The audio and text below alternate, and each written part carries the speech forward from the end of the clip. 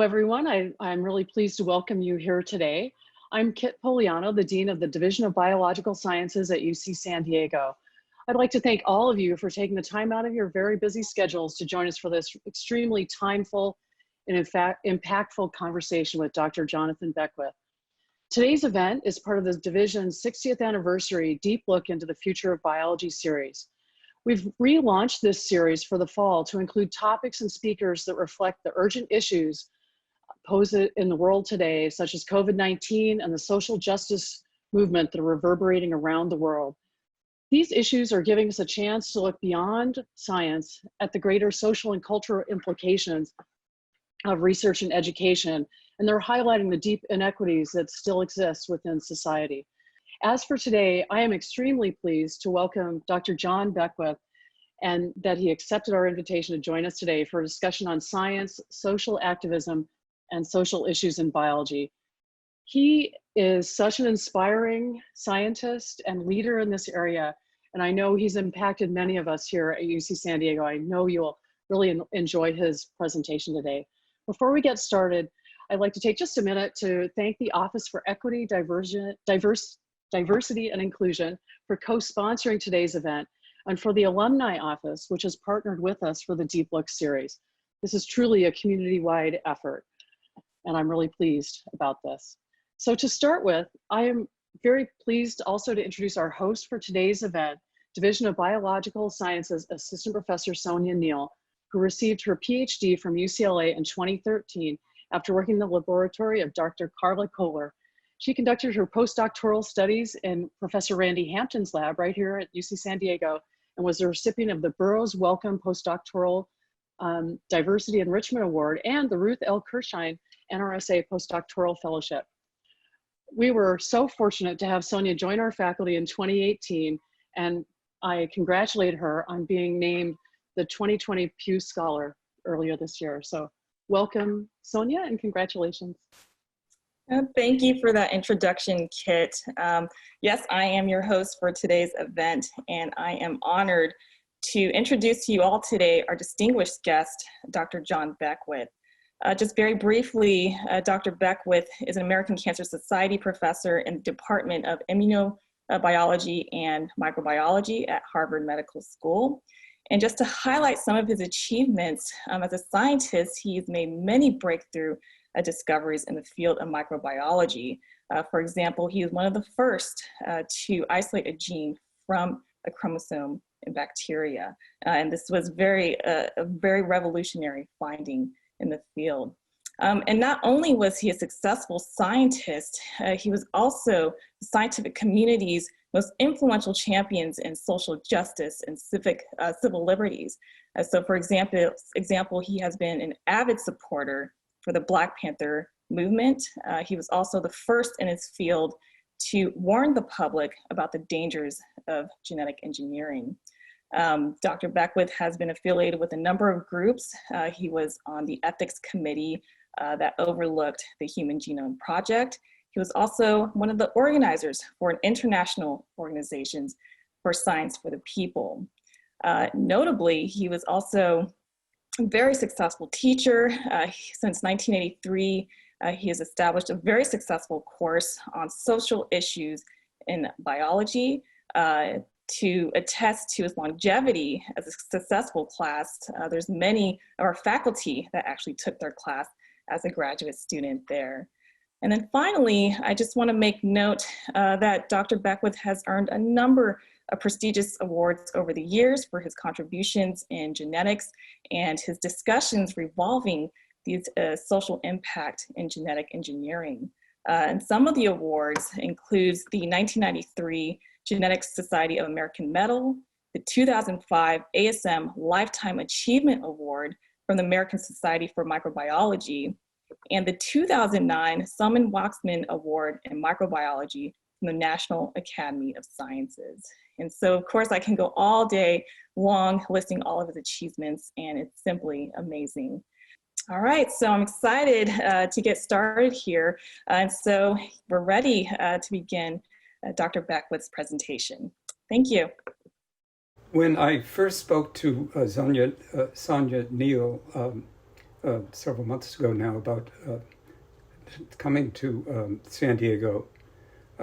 She was very interested in my background in history of science and how the activism resulted in such a situation in which the social activism and the teaching of social issues in biology were definitely connected. And I started in science seriously in 1961 when I graduated in chemistry at Harvard and began taking postdoctoral positions once I'd graduated. And I actually did postdoctoral positions at several laboratories, and I could do that because I was carrying on a very similar project from lab to lab. The first of these places was where I did stay was postdoctoral work at the University of California at Berkeley, where I worked under Arthur Pardee, who was a bacterial geneticist. And one of the things I noticed there was if I went out for lunch in the day at UC Berkeley, I saw lots of people standing up and giving radical speeches to whoever would stand by. And one of them I actually got to know named, he was a researcher, but he was also very interested in what was happening with Cuba and had been in Cuba, and where something was happening where there was some issues related to whether the Soviet Union and Cuba would tie in with the United States. Also, in the laboratory where I took at that time, Pardee's laboratory, one of the students went off and spent a year in Cuba, where she cut sugar cane as an activity that people did who wanted to go to Cuba. At the end of the year with Arthur Pardee, he got a job to Princeton University, left Berkeley, which I was kind of sad about. But I postdoced with him because I'd been interested in the research I was doing. But I went with Pardee to Princeton, and strangely enough, there happened to be one of the people who had come from Berkeley with his speeches about Cuba, and he also happened to come to Princeton at the same time that we did. And the result of that was that we were very worried about the issues related to the United States-Russia war and Cuba. And a group of us got together and created a march in the center of Princeton, New Jersey, to protest against any possibility that there might be there might be war, and even war that could be really dangerous. Stayed after 1 year in Princeton and then moved to London and Cambridge, England, and worked with a geneticist, Bill Hayes, who had worked in bacteria for a long time, and also worked later in Cambridge, England, with Sidney Brenner. And while we were in London, I saw the largest march I'd ever seen, protest march in my country or here before. And they, in the middle of the time that I was in England, there was a huge march of people who were protesting the development of atomic bombs. And after those two places, I went to another place where I really wanted to stay and did stay there for some time, was that of François Jacob, who was also a geneticist at the Pasteur Institute in Paris. And I befriended in Paris because I got to know from some friends that I used to go out to drink with, and ran into a lot of Black expatriates in the United States who had left from the United States to France because they didn't stand for what was happening in the United States anymore. So in the process, I was learning a lot of the experiences that Blacks had in their situation in the United States. Another little event I had which influenced me was the student who was a co-worker with me in a project at Pasteur Institute was a member of the Communist Party, which is very much more communism in France, certainly, than in the United States at that time. At any rate, we debated quite frequently in our lab as he would argue with me about what he didn't like about the United States. The United States fighting and warmongering in too many places. So that's the end of the being in different postdoctoral fellows.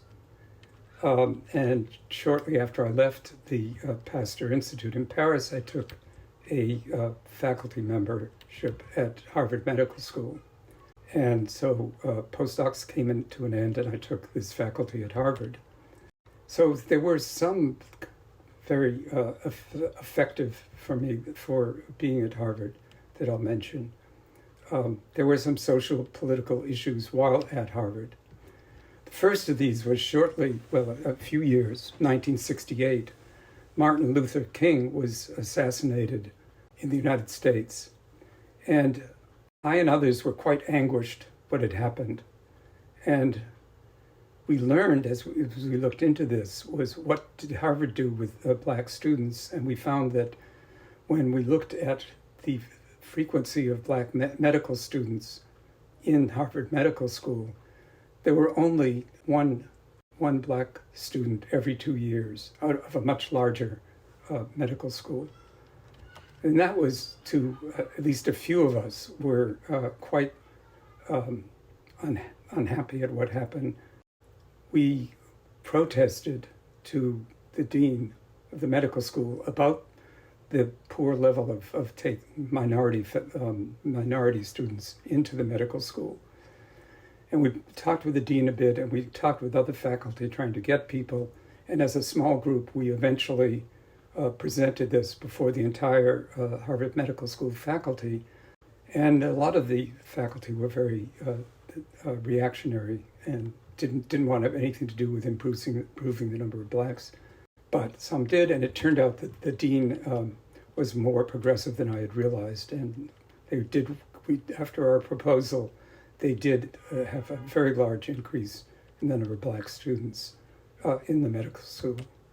Just the very next year, also at Harvard Medical School, we discovered something, partly because students at Harvard College and at the medical school were protesting about a lot of different issues. And one of these that came up was that Harvard Medical School owned a lot of housing near Harvard Medical School, and decided that they really wanted to tear that down and kick people out who were mainly poor and minority inhabitants, so the medical school could put in more houses for faculty at the time. And having worked with other students on some of these issues, I and others had helped prevent this breaking up of a community, which resulted in Harvard agreeing to build new housing and not take their house away.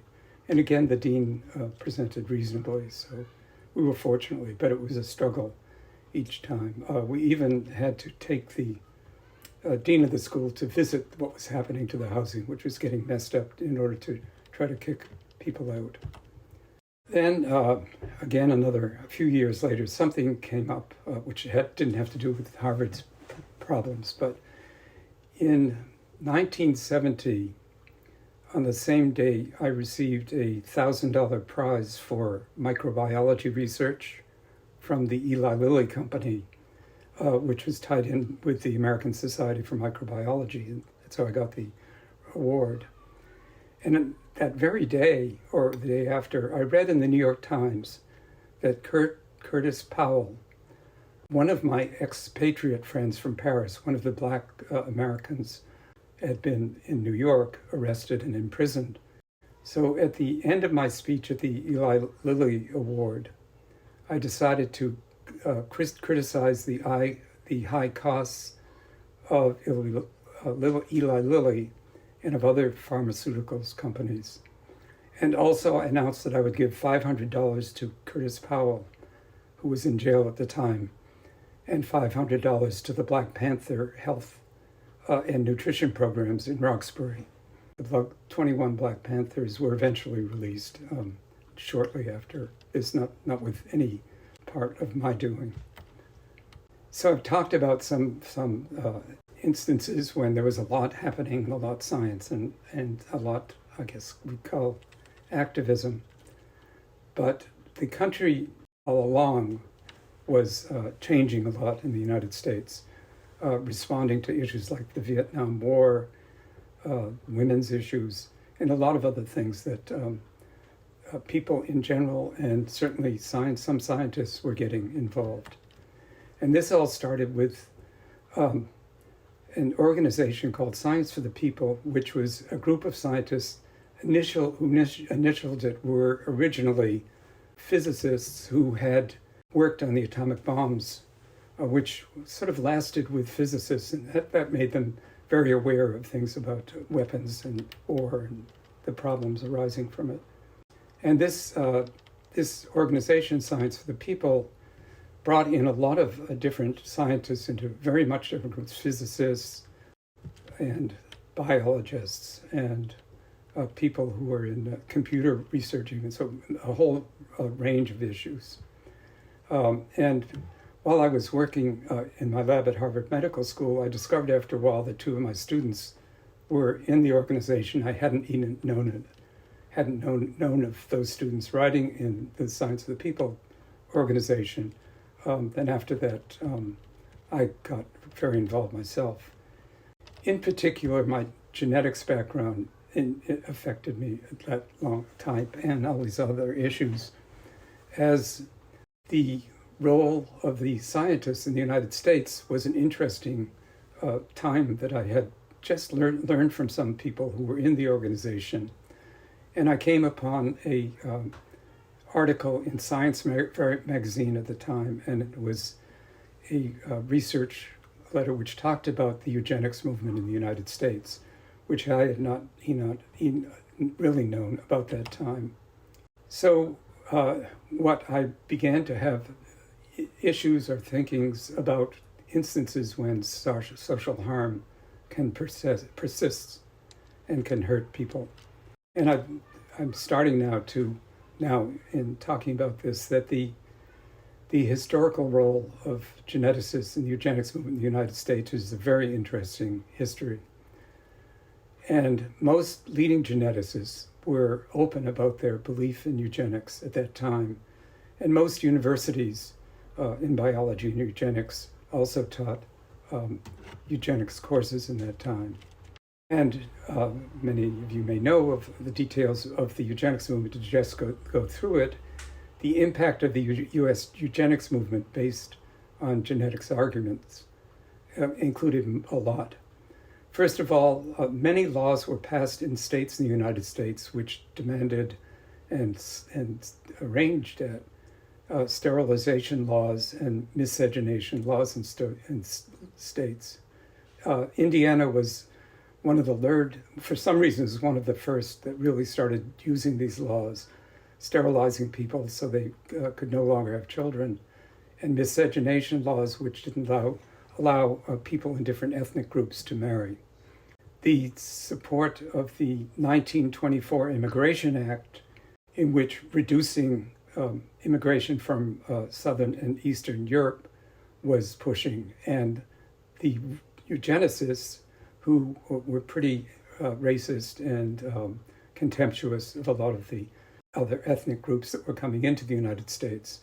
And the United States passed the 1924 Immigration Act that resulted in that preventing people from certain groups being open to coming in the country. Some of those things, if you look back on time, there are some connections with some of the things we see in those days. What isn't known that much, but in the 1930s, Nazi Germany based its eugenics policies on laws and science produced in the United States. And for a long time, scientists hadn't known it, but if you've done history from the old days, you'd find that some geneticists got some prizes for their work in eugenics to be proudly brought to Germany, which was looking for as much they could from the United States in helping them doing the extreme eugenics work they did. And these two books that are relatively recent, I think both of them had some of the information on that, but there's lots of it to find. So one of the questions as I ask as we go along is, what was the scientist's response, which I briefly already entered to some extent. One of these, well, first of all, I want to say that the beginning of genetics in the world, in the United States too, started in 1900. These were people who were good researchers in many ways, but also went off into the eugenics area. Thomas Hunt Morgan was not particularly interested in eugenics. He was famous for starting the genetics research of fruit flies, one of the great groups of types of organisms that were studied in genetics in those days. But there was something one found in the literature. One was a letter from Thomas Hunt Morgan to someone else. Morgan if they eugenicists want to do this sort of thing, well and good, but I think it is just as well for some of us to stay with a better standard and not appear as participators in the case, the eugenics. And after that, he said, I have no desire to make any fuss. It's something that is one of this that bothered me. He eventually did write some articles criticizing eugenicists and published some critical articles in academic journals. It was not the kind of thing that people would get much information from it. But his having no desire to make any fuss really bothered me. And it's something I've heard of in other instances in science where, we don't like that, but we don't have anything to do with it. And my most shocking thing happened to go back to Harvard Medical School when I was a faculty member there. Found that there was a chairman of our department who taught some genetics courses in a medical student class. But he not only did that, he was told that he was told us that he was going to introduce more genetics in my class. So I and another one went to this faculty member's plan to talk. And I was stunned, really. This is now probably 1970. In 1970, he gave this talk, and it was a eugenics talk, including talking about minority groups in the area around a Harvard medical student, saying that you could watch them, the children were obviously defective. You could tell just looking at them in the area. So over the years, many of the kinds of issues that I dealt with had to do with genes and human populations and human behaviors. And something that's come up as a very popular issue at some times and found very critical certain times also. In 1965, the researcher Patricia Jacobs of Edinburgh and from the United States was interested in looking at the question of whether that men who had an extra Y male and were therefore XYY male might be showing up as criminals in society in general. So she and her group, went to in Edinburgh to a institute for the criminal people who were supposed to be, at least. And they went through the genetics. They looked at the chromosomes of the entire population of this place in Edinburgh. And from that, Jacobs and co-workers published a work which was published in Nature and was called Aggressive Behavior, Mental Subnormality in the XYY Male. And that jumped quickly, very popularly in various ways and to various people. These are examples of 3 magazines I sort of found at the time: Chromosomes and Crime in Science Digest, Of Chromosomes and Crime, Time Magazine, Born Bad, Newsweek Magazine. But something made it become a bigger thing, at least in the United States. And this happened because of a person named Richard Speck. And it took place in 1966. And what this guy Speck did something actually quite horrible. He discovered that there were a group of nurses who had housing where 8 or 9 women lived, who were nurses and would work in the hospitals. But Speck one night got into this housing area that the nurses stayed, and he killed all 8 or 9 of them at the time. Well, why Richard Speck and XYY? Well, it first came from a situation in which a scientist, not a well-known scientist, but somebody sent in a letter to the Chicago newspaper saying that this Richard Speck was very tall, he had acne, and he behaves as a murderer, and those were characteristics which they thought really held to the situation for XYYs. Her name was Mary Telfer. I really don't know her background.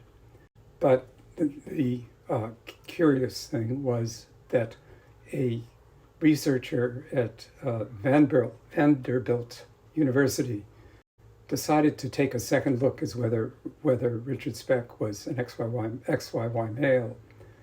And he knew how to look at those differences. And he did several collections, many times, the blood to be absolutely sure, and found there were no XYY males in that man, Richard Speck. Of this journal didn't seem to really, at Vanderbilt University School of Medicine, really didn't reach people. You didn't see anywhere where there was things until researchers started to begin to really research it more seriously. But as I said, the finding that these men were not XYY male was pretty much ignored. In the following up science, there's been lots of things that were done that were not very clear, but that showed that there were things wrong with the studies that had been done, but not taken very seriously because it seemed like such a importance to people and to scientists together, I guess. Other scientists did work in this, and another example was when a group went disproportionately found into prisons, and they never found any XYY males. That doesn't disprove it, but the numbers were good that made it didn't sound right. But enough studies were done, and actually studies in families where there were XYY males, that many scientists criticized the conclusions of the papers, the old one, and their 1974 review stated, the frequency of antisocial behavior of the XYY male is probably not very different from that of non-XYY persons. There were other issues that came up from the studies that did follow. XYY males were not aggressive generally, even the ones found in prison. If you selected them, ones who were aggressive and really aggressive, which had been ignored but was picked up, they were not proportionally found in prisons. We wrote a letter about some of these studies, some friends of mine, because we were criticized of the XYY story and included a scientific review of the things that I've presented here. So by 1975, there was enough evidence from further studies to demolish the myth of the chrominal chromosome. But persistence of this myth became a cultural truth in various parts of our culture. The first thing that happened that was a bit of a backwash on the part of Patricia Jacobs. So in 1965, she had published this article about the criminal gene, the XYY males. She, in 1982, which was 15 years later, gave a speech at the American Journal of Human Genetics, where she actually won a prize that year, in which she, in her speech, said, "In retrospect, I should not have used the words aggressive behavior in the title of my paper, and should not have described the institution as a place for the treatment of individuals with dangerous, violent, or criminal propensities." So she did finally, after some time, show some remorse for it, but it didn't impact anyone. It wasn't suddenly released. So it was still something that people believed in. And this gives you an example. Going back to 1993, I bring in first my son, who was in school in Cambridge, Massachusetts, and his modern biology book had a picture of speck in it as an example of an XYY male. In England, there was a writer who came up with a book where he chose a lead person for the MI5, who would be a very strong critical person who could do all sorts of critical things, critical issues. And he chose the idea of the XYY man as being the MI5 of England, as was also presented in a series of films on TV that again had him presented as the XYY male. Another movie that was had XYY male, a villain, was the Italian horror movie maker. I've forgotten his name at the moment, but a very violent maker of his violent stories. It was an Italian movie, and he was presumed because they had made him an XYY in those movies. The most striking, to me in a way, is what happened to Sigourney Weaver. Sigourney Weaver was in a spaceship that she was flying away in the Aliens movies, and she had an accident in which Sigourney Weaver and her spy ship crashed into a planet. When she found in this planet was only had in it males. There were no females at all. And she found out what the story was. And the men who were there, and the leader of them, spoke to Sigourney Weaver and said, the YY chromos are thieves, murderers, rapists, and child molesters and scum. And the reason was that these men had been sent from our planet to this one that Sigourney Weaver had fallen on by the United States government that didn't want all those XYYs in themselves. Television stories too, of course. In 1993, there was one example I'll start with as an example called Born Bad in Law and Order in the United States, where a lawyer of a 14-year-old boy claims he's not responsible for the beating death of his friend because he had an extra Y chromosome and is genetically predisposed to criminal behavior. So the social consequences continued, not quite that long ago, but it was a fairly one time again. There were places where, and one of them was in Baltimore, Maryland, where Johns Hopkins Medical School is. And a project was set up to screen juveniles for XYY males in the population of Baltimore. And overwhelmingly, they took the black population to screen, and many fewer white people. And what's important about that, interesting, that this maybe kind of little thing, that thousands of black kids in Baltimore were screened, as I said, and that resulted in lasting mistrust from people who lived in Baltimore. I'm not in Baltimore, but they wouldn't work or go to Johns Hopkins Medical School at all. And that's well known that they were really put off from Johns Hopkins because of that what had been done with the kids who were not XYY males but were black. All other things that were consequences of the original XYY story were parents being led to or think they should have amniocentesis and abort XYY males. Something else which I think, if you think about it, one can also worry about stigmatization of XYY children and their parents, where parents were affected by thinking that their child was going to grow up a criminal, and the children themselves thought we're going to be XYYs. Research screening of baby boys for XYY was done in some approaches, some cases, and I'll come to them in a second. But one of the other impacts of this XYY story. I should go back a bit. I've taught this class, social issues in biology, for many decades. And when I presented the information of the XYY story to students, I would ask them, have any of them heard of the XYY male?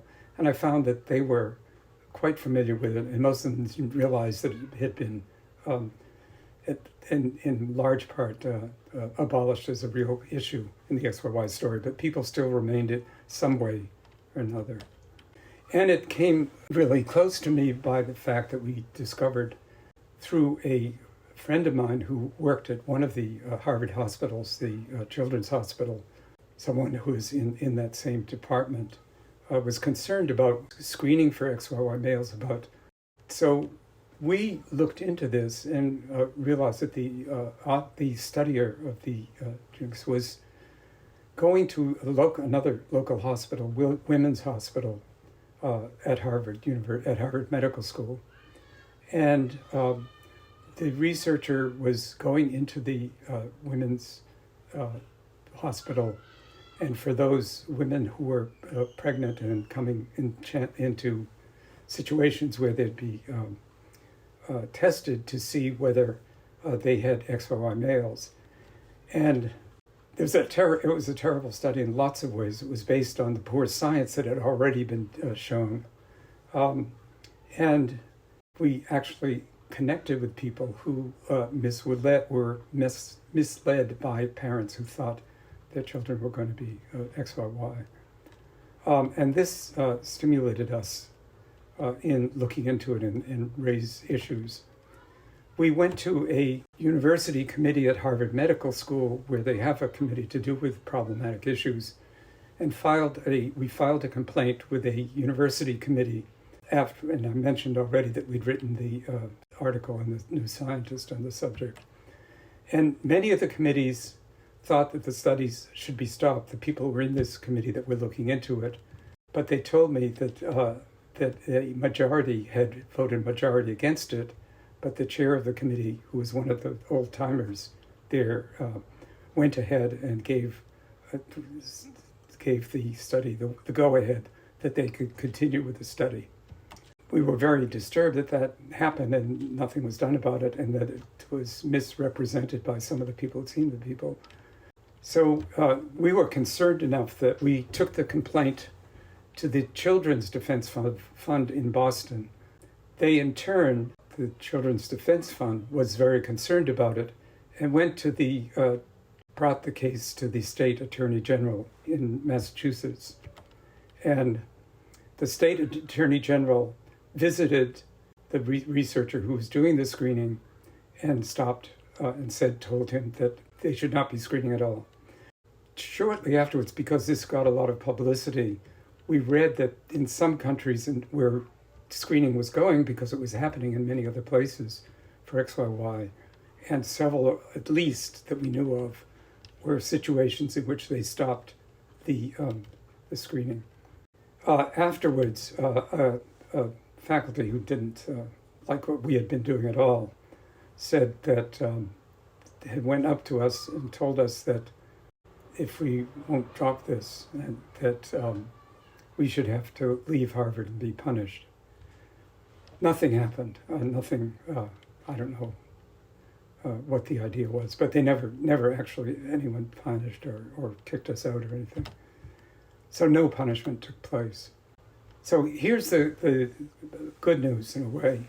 This is 2007 now, and it's another mystery story, and it's a story where the police in Miami, in the CSI Miami, had discovered several people who'd been killed, and they found the killer, and they claimed they thought he might be an XYY male, and they were going on thinking that this is what they were going to find, but somebody, it looked like, went to an encyclopedia or something, one of the women who worked there, and raced into the CSI Miami, one of the people in this group. She said, it's all wrong, that XYY was wrong, and in Boston they were bothering people and parents, and it sort of reconstructed what we had said there. And I never could find out how they I'm assuming it's maybe just from the newspaper that happened. So, but I think of this as the cultural lifetime of the XYY male. Here we are, 42 years before it really began to have some basis for forgetting it. Dr. Jacobs continued her research, and she's probably a good researcher in many ways. And in this, I followed her work afterwards. She did continue looking at males with extra Y chromosomes and other kinds. But she said males with XYY had normal range IQs, had marked difficulties in speed and language, motor skills, and educational achievement. Nevertheless, most adults will live independently. And this is just a couple of reviews I put up. Does anyone know of Neon at UCSD? Because I met him about the XYY story a few years ago at Harvard. And he had studied the whole history with XYY, but more from the case of how parents dealt with it, but also dealing with it with agents or companies with parents who organize such situations in which a bunch of people have a particular condition. And it's traditional that there are organizations to bring in families with children with problem issues. And what Neon showed was that the males of XYY, as I've said, had normal range IQs, but they were then actually ended up being included with part of the group of people, of parents of Spectrum Autism Organization. And it had been present for a while.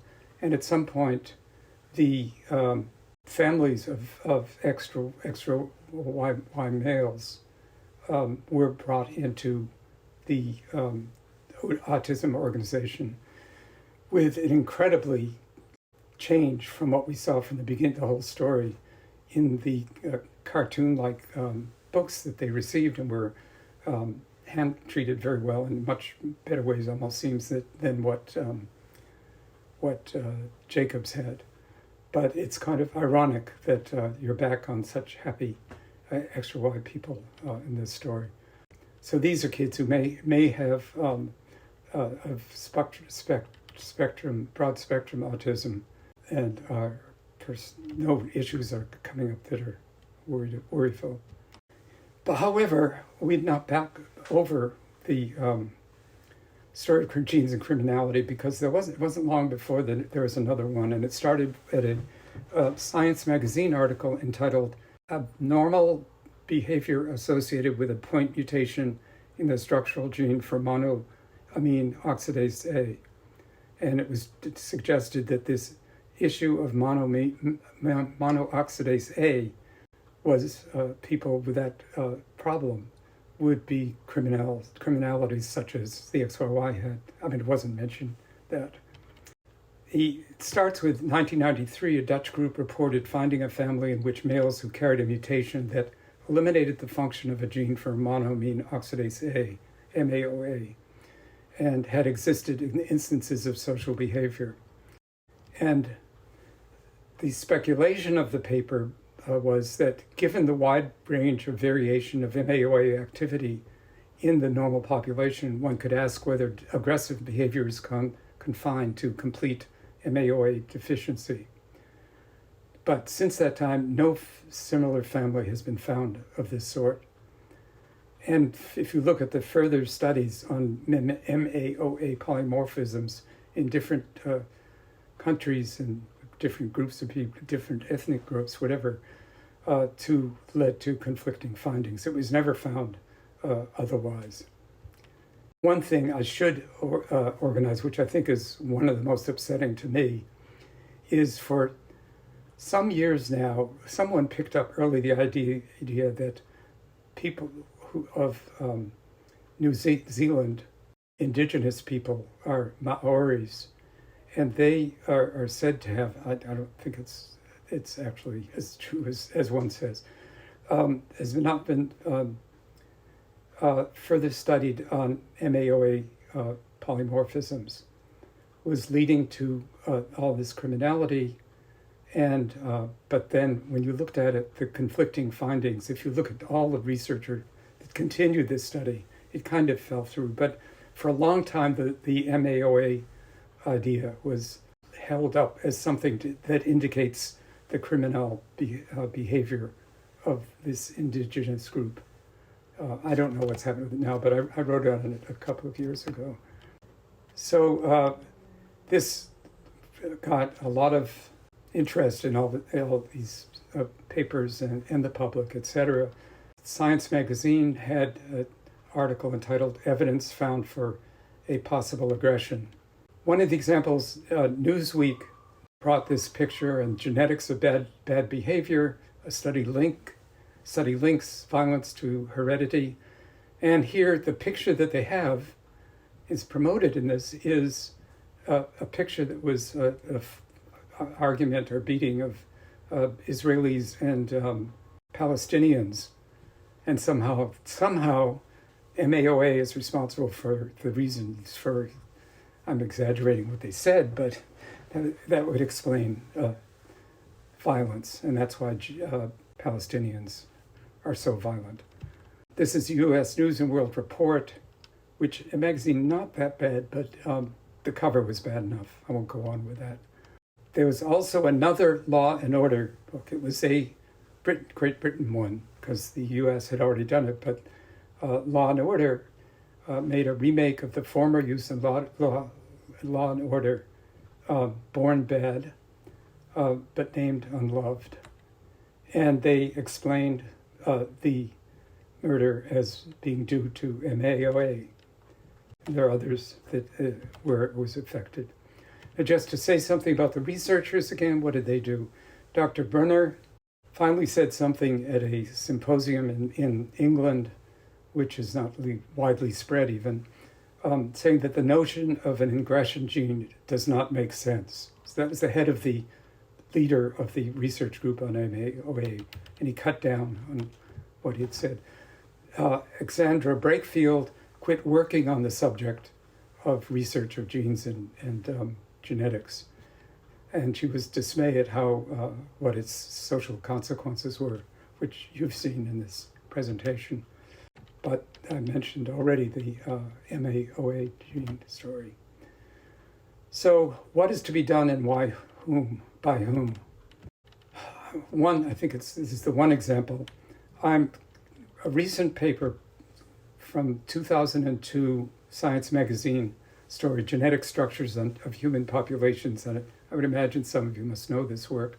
The leader of the group was Noah Rosenberg, who is a professor at Stanford University and head of this research group. And it used the methodology by Jonathan Pritchard, and big names in this one. And I'm going to say from the start that I think it's in lots of ways very good ways, but the way it's presented had problems. So Science, as I said, Science magazine published it in December 2002, and this was the graphic of the paper, and this is, I think, a terrible paper. What people came taking away with this paper, which is a group, seemed to be a grouping of peoples, and you'll see differently what I say afterwards. It looked like there were people who grew in totally distinct, almost races coming out of it. And you'll see what happens when you present things that way. They were trying to see about differences between groups of people, but there are no polymorphisms specific to one group. There are no race-specific genes, and extremely difficult even for scientists to figure out what the thing is about, which allowed it to be used in a terrible way. But I want to say that I knew Noah Rosenberg himself. I was at a forum on human genome, which took place at Stanford University a number of years ago, and I got to meet him. And a number of years later, we happened accidentally to bump into each other at Madison, Wisconsin, at the university. We were both visiting Madison, both staying in the hotel, again, without knowing that was going to happen. but both quite busy. But the first thing that happened was Noah Rosenberg came up to me and said, "We were naive." In other words, he was admitting that he was naive to not do the work in such a way that he could avoid that there would be misrepresentations of the studies.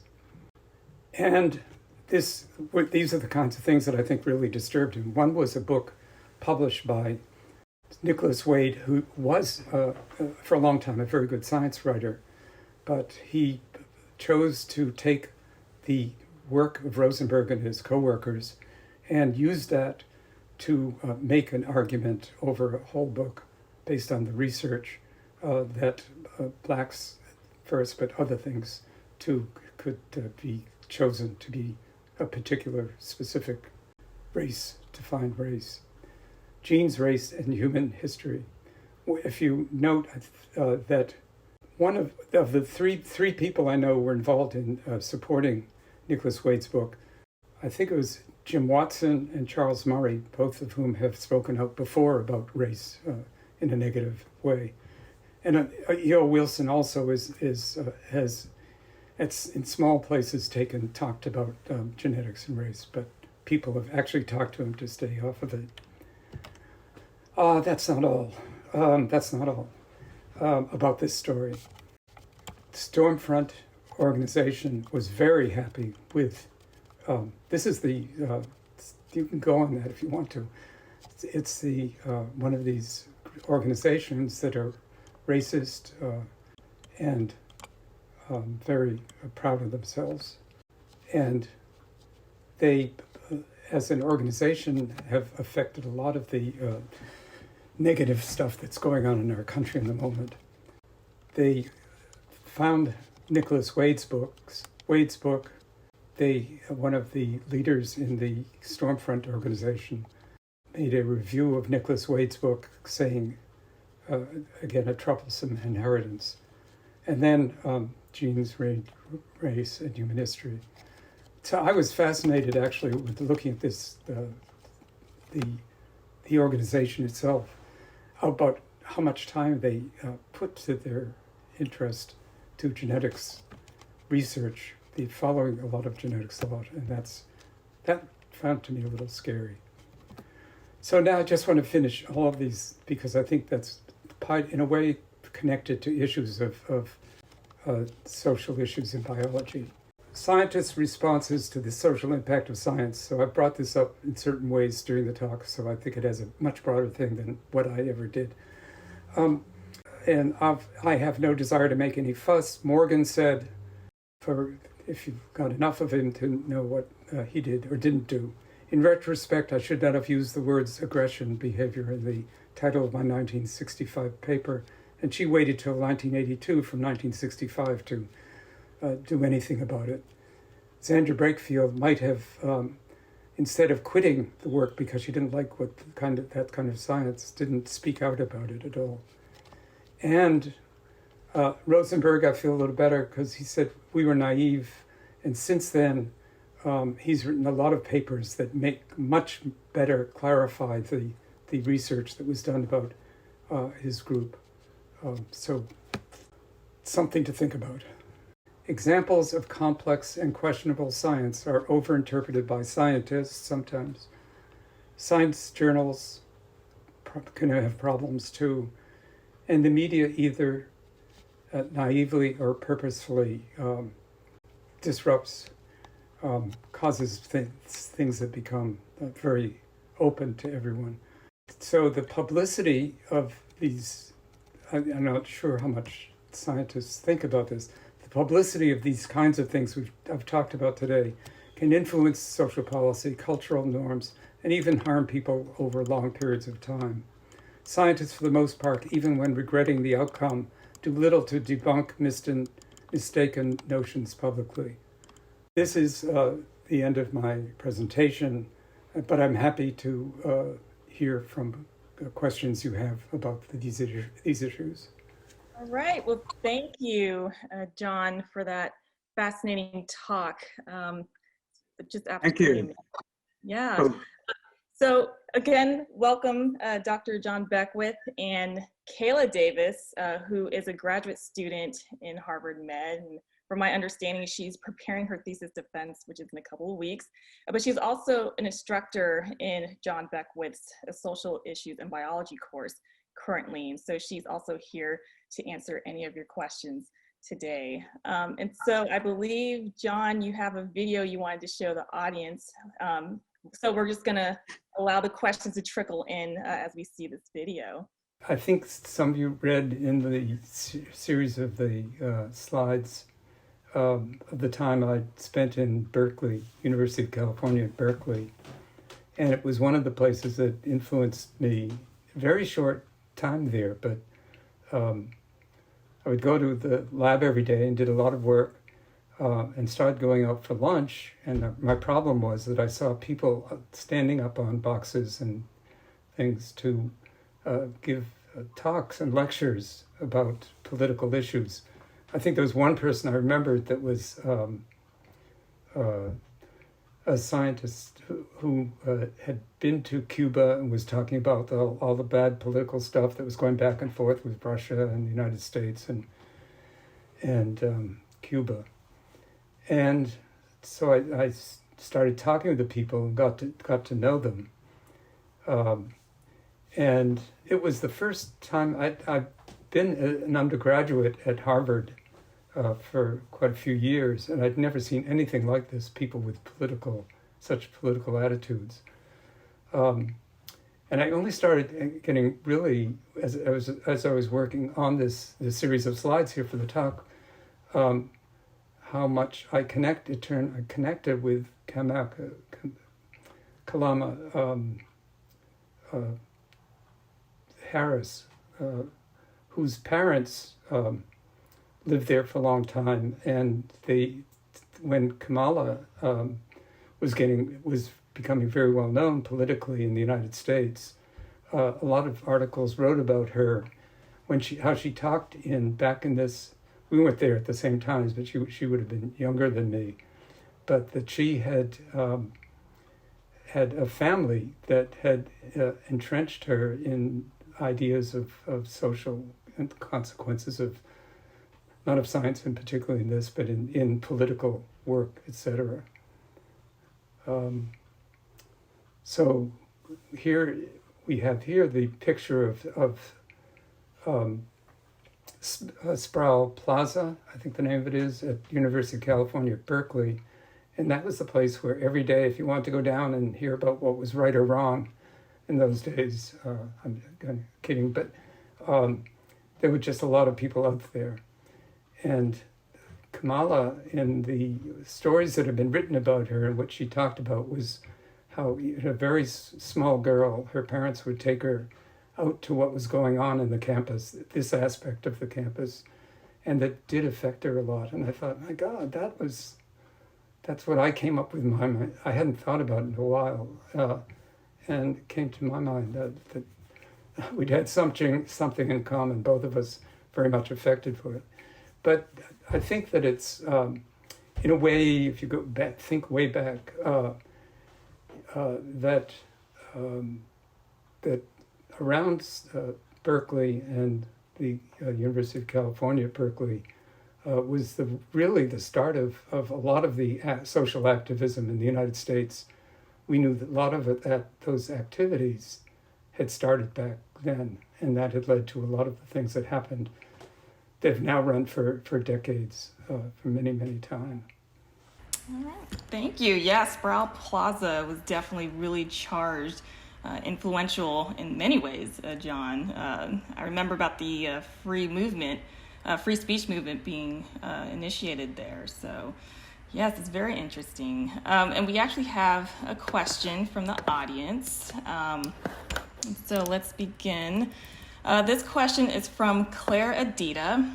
So she is a social scientist who teaches about race as a social construct. And so her question is more pedagogical focused. And so her question is, what are some of the most compelling strategies with arguments, readings, anything, for showing students that are not biology majors that while physical differences are real, race as a genetic concept is not? It's a good question. Well, if you go back to 2002, and I'm going to be talking about the science aspects of it, in a way, the person who wrote that book in 2002, Noah Rosenberg, etc., and he was very unhappy because he didn't think that, and I tried to show that in the statements that they came up about things, but he wrote several books that are really worth reading. I complained before that things don't get out to the public, but I think it's important to find. I'm actually working with a group right now, a small number of group who've been working at the recent studies that have been carried out on genetics and behavior, et cetera. And we feel that particularly in the last, let's say, 20 years or so, there's a series of papers that seem piece by piece really break up the idea for clear races being something you can really substantially do without what's being done today. People using several different genetics approaches, I think, coming into it with similar crosses between the different groups, but they're doing very, very different techniques. But together, I think they make a stronger field. We're trying to put together a group of these articles. We didn't do the actual research, but we're taking them. We've read through the research. We've communicated with some of them. We're trying to put those things to give to people and take a look among scientists, and take it's complex. Genetics, I mean, is the problem in a way, but it's clear that if you start back to the, say, 30 years, there's a big change. And one of the problems was trying to look at more people that would give you more data, which was happening in some cases. So it's not, I can't say the methodology and approaches are simple, but I think it's worth a try, and maybe having just a group of people trying to figure together whether I could communicate to people what things we're thinking about and writing about and publishing. Sonia, can I just add one tidbit to that? One of the pieces of work that we read in class is the work of Brian Donovan, and Brian researches pedagogical methods for talking about race in biology with high school students. And so I'd really recommend looking at his work, which is ongoing, and you can go through the data, and he's looking for the best ways to do this. But one of the main things that he's taken from his work is that it's really important to start these discussions in high school biology when students are just becoming familiar with these concepts of genetic differences between populations, and just start talking about race then. Actually, Kayla, I was wondering, because the social issues in biology has taken off in Harvard, is there any attempt to disseminate this type of course to K through 12 students? Is it possible to do that pretty soon? Yeah, so one of the current efforts at Harvard has been just to get the course kind of to move beyond the social issues in biology classroom itself. And so students and postdocs have started a journal club at Harvard, and so that is moving. I'm not aware of any efforts, and maybe Jon can speak. I know he's had many students who have carried on this type of work to reach out to K through 12 specifically. And as you know, we're just starting to be good about having these kind of conversations within academia. But I think that it's so important that we do move the conversation in that direction and start to bring it up earlier and earlier. Some of the research that Kayla is talking about was actually from Stanford University, also some other people, but they ended up in a study group or study company that looks at education in general and has people doing studies from.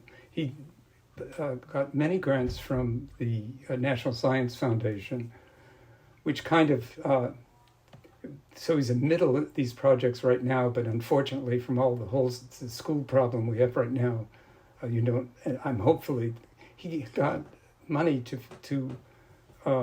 do such studies in a very large number of countries, a large number of states in the United States, and to get people to compare the exam in different schools.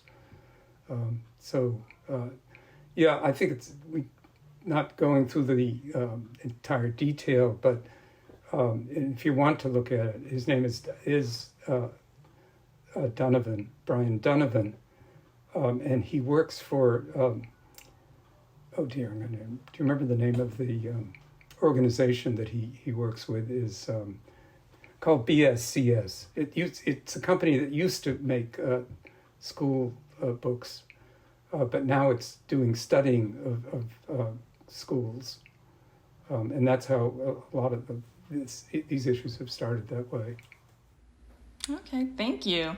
So another question from the audience by Vandika Chapman. This is a good question. Is it naive to believe that we can ever control the way that science is taken up by the public/social forces? Do we run the risk with all research that the utilization of science may be used to control, demonize, or oppress different vulnerable populations? Well, the environment of the United States is not an easy way to figure out how things are going to change. One never knows.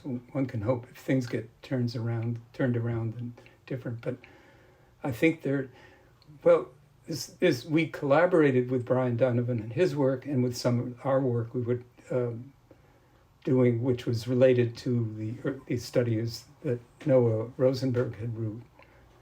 And that was, we made had a session at the American Association for the Advancement of Science, and at that we had speakers in our group, which they were very positive about at the AAAS, and one of them was related to what we were talking about with Brian Donovan, and the other is some of the more recent genetics that goes on, but hardly gets any attention at all, would change very different, I think, the views of genetics. And it got picked up by the New York Times. I don't know if any of you saw it, who interviewed Donovan and was at the AAAS meeting where these talks were given on those studies. So I don't know if there are other people doing that kind of thing, but I think one of the things that bothers me is that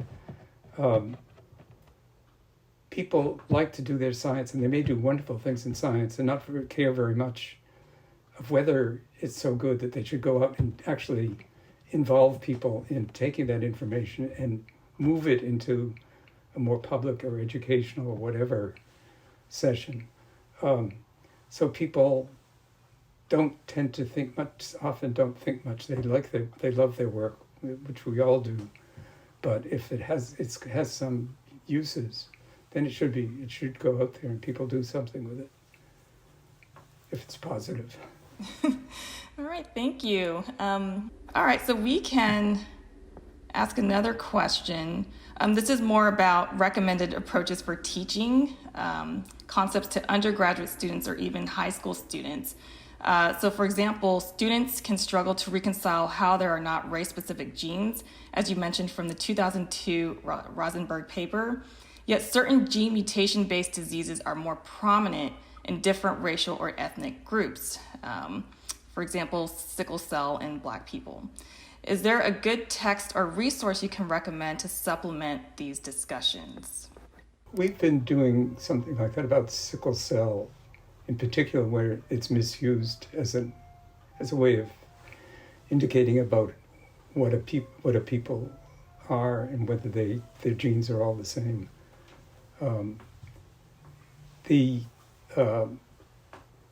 What we noticed was that HHMS, do you know that? That's I forgot what HHMS is funds a lot of programs, and they had a very nice picture on the history of the discovery of sickle cell we noticed in reading this, it was one of us got the view of it from the company it's near Washington, D.C., I think.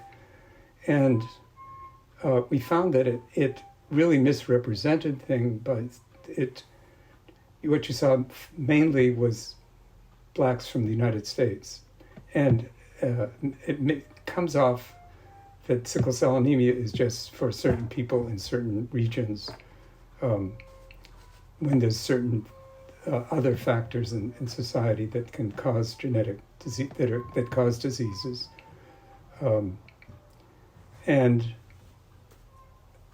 So we contacted them and told them that they were getting a misrepresentation of the spreading of sickle cell anemia, that it occurs in places where they're more likely to get in touch with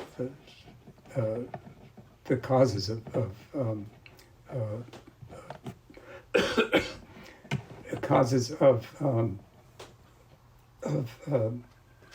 sickle cell disease. And it's just the HHMI program segregates people by assumptions that they must be like all the other people who have sickle cell, and they cause one group. And I sent that in, and I knew the guy who was a major involver in HHMI, and he was very supportive to what I said, but I don't know whether they've changed it or anything. But I think there should be a lot of efforts of people doing that kind of things. People just, go ahead. Sorry, Kayla. I was just going to say, for the part of the question about an example of how to have some of these conversations, especially with younger students, I'm putting the title of an article which Jon participated in the chat. And so that's an article with the American biology teacher, and that goes through some practice dialogues of how to have these type of conversations. And I think it just sets a really great example of different conversations that might come up and how you can reply to some of the most common things that people say. Wow, thank you, Kayla. So we have room for several more questions for you, Jon. And so one question from an anonymous attendee: what do you say to modern day scientists who still cling to Morgan's point of view? I have no desire to make any fuss, as an example. How do you convince them, especially for those of us who are trainees trying to persuade tenured professors? Part of the incentive for this whole program we've had and interactions with UCSD above that was the issue of what kind of training do young students get. And can they find ways of investigating, and we've taught courses in various programs, and go back and do some of the history and see where things can go wrong. And so I'm encouraged by the interest here at UCSD, at least for some of the people that are here. That we've also been approached by several other schools. MIT wanted to do some course. Someone another course in the Hutch in Washington. I've lost track, but there are people who are interested enough so that they hopefully will affected enough so they'll want that happen with their professors also to teach the courses. Strangely enough, when this course still started, I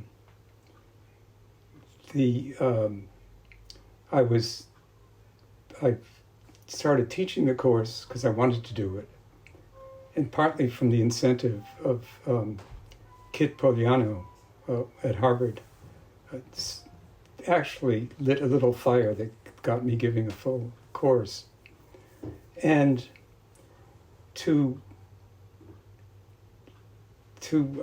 I was leading the course maybe for a couple of months, and the chairman of the department said, well, you can't have a course like that, studying those things. That's not science. And you're not a sociologist, and you're not this and that. But I think all of us can be anything. It's actually something I should say more strongly. I mean, a lot of the work that one does in these cases, they may be very hard to do, or maybe very difficult in some senses when they're actually badly done science. But people should feel, and I think a lot of people I've worked with feel that they can feel comfortable going in, at least after comes some part of their lives have got to the point where they really think, well, these are real issues we should know about, and they could be hard, but if you can look at it, and we've done this, a lot of us, for over the years. And I've heard other people are talking about that who are also interested in these issues. That is, the issues of reaching people to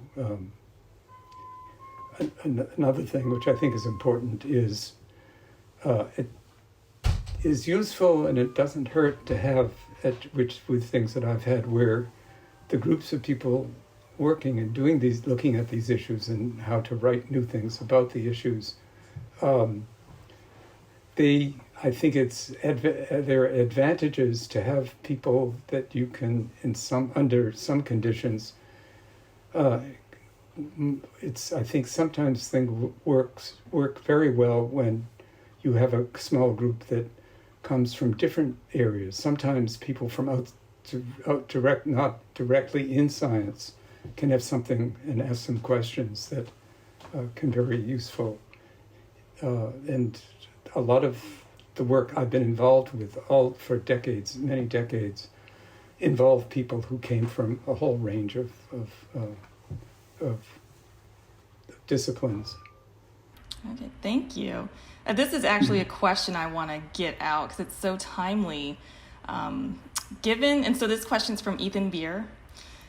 Given the current highly polarized political landscape now, with the disturbing trend of underlying racism resurfacing in seemingly legitimate discussion forums, how would you suggest thoughtful politicians should communicate in a clear fashion how science does not support such neo-racist arguments? It's a great question. Just first of all, I'd say schools are very important, and I think Kayla already talked with it about schools.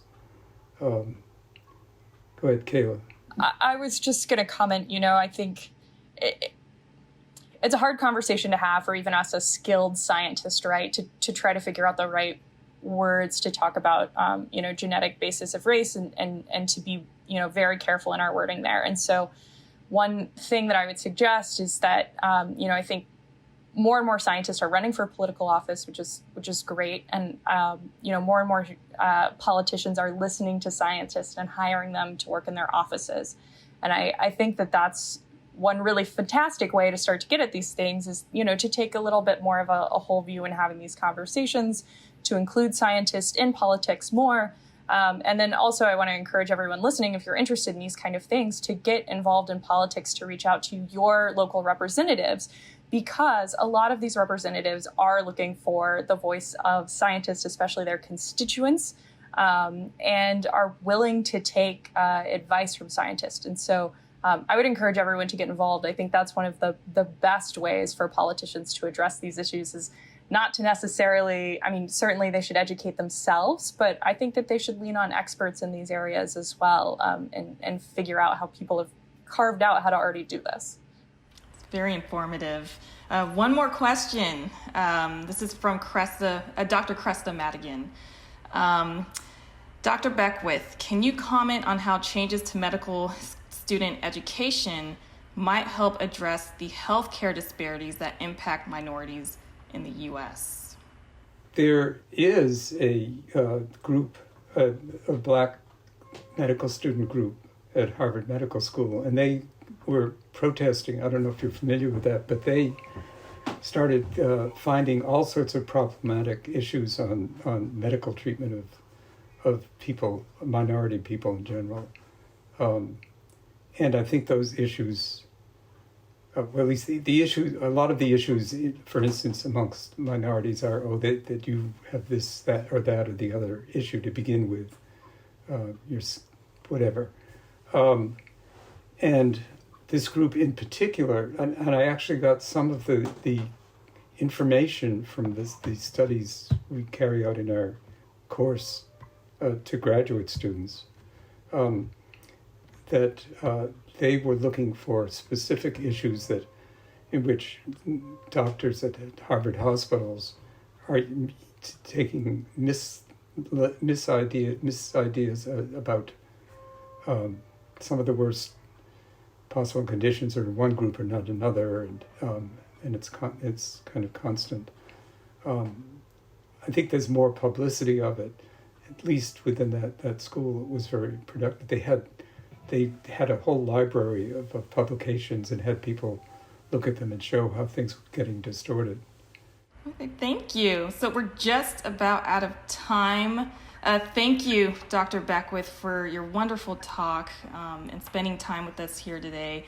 Thank you, Kayla Davis, for participating in the Q&A sessions with such insightful ideas. And thank you to the rest of the audience for attending today's event. And we look forward to attending to future Closer Conversations seminar events by Bioscience. So thank you again, everyone.